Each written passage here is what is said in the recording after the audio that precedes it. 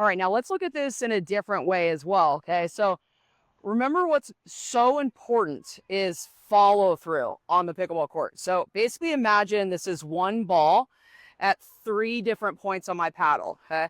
So when I'm going and I'm taking that ball off the bounce, okay, so let's say here's my bounce, and I'm pushing forward. So see the length of my paddle, okay? So that is important to creating swing speed and generating more acceleration with your paddle, but also your legs. Okay? So what we kind of are talking about is mid-court, reaching the ball off of the bounce, more of a defensive. Now let's talk about how to turn that into an offensive situation. Okay, so let's expand the visual first. So I am 5'5". I'm not super tall, which means I need as much length as I can get, okay? So this is the visual that I think of when I'm really elongating my shot. 1, 2, okay? So I always look at this. Players do not take advantage of the 5th or the 7th shot enough. We don't recognize it's a very attackable ball. So there's 2 ways we can turn this into an offensive shot, okay, over making it just kind of a defensive or neutral shot that's kind of getting me to the line. So I even like doing this self-feeding. A big reason why I like to self-feed. I'm in control. I don't have to worry about anything else. I don't have to worry about that. But really, it's my non-dominant hand. It's forcing my non-dominant hand to get engaged, which engages my shoulder and helps this rotation, which gets more acceleration from me. So I can now turn this into a kind of a drive. Okay, so I'm going to accelerate this ball with the same backswing as when I was just kind of absorbing it. Okay, so I'm making my first step. Okay, so I'm really loading my right leg because this is where my power is going to come from. Now, very important, I've released my weight off my left. So I'm going 1, 2. My paddle is going right here. I don't need this to generate power. Okay? My legs are doing that for me. And now I'm using my left hand to make my contact out in front of me. Okay? So I'm still making the same motion. I'm really just going to try to elongate, but I'm also going to accelerate from my right to my left. So I'm really pushing off more from this leg. Okay? So 1, 2. All right. So I've expanded my swing speed. And notice I'm actually kind of jumping a little bit. Shouldn't say jump, but that's essentially I'm going from my right to my left.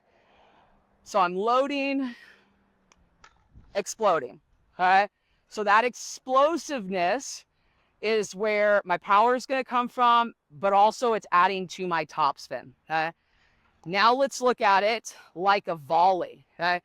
It's the other reason we think of, hey, if I go and I step for a ball and I'm waiting for it, but I see, hey, I can take it in the air, even lower.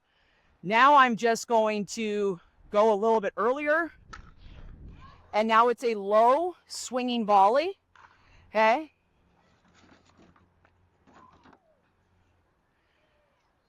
So now this is why this first step is so important, because if I step and then I step with this foot, I'm locked into this position. But by adding kind of weighting, now I'm getting more acceleration as I move forward. Okay? Now I can also do the same thing with a volley up in the air. Here's my first step. Okay, so look at this. There's the first, and accelerating with the second. So my hands can kind of move together here and forward. So I've heard all sorts of things. Wrap the paddle around your neck, swing and accelerate, all those types of things. We're not playing tennis. I got to stress that. So that's not necessarily what we need to do all the time.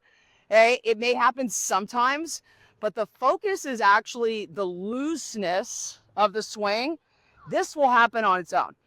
If you are forcing yourself to come across the body, you will see a lot of issues with control, direction, and speed. But more importantly, when the ball comes back. A big reason we look at that follow through more forward is it takes you right to the next ball. When players get hung up on too much across the body, the tendency is now we have to recover back and make room for the next shot. Okay? So I really like to think about this because, again, now from the same drill, we can go from defense to neutral and then go from offense on the bounce, offense off the bounce, okay, low or high. And this is all stemmed from the footwork, okay? I'm getting my first step that loads my legs, turns my hips, generates space for my swing, and that is all done with this very simple drill. You can do this again on your forehand or your backhand. I love having the visual of my paddle coming through the ball. So the paddle is kind of pulling me forward, really getting that extension towards the target.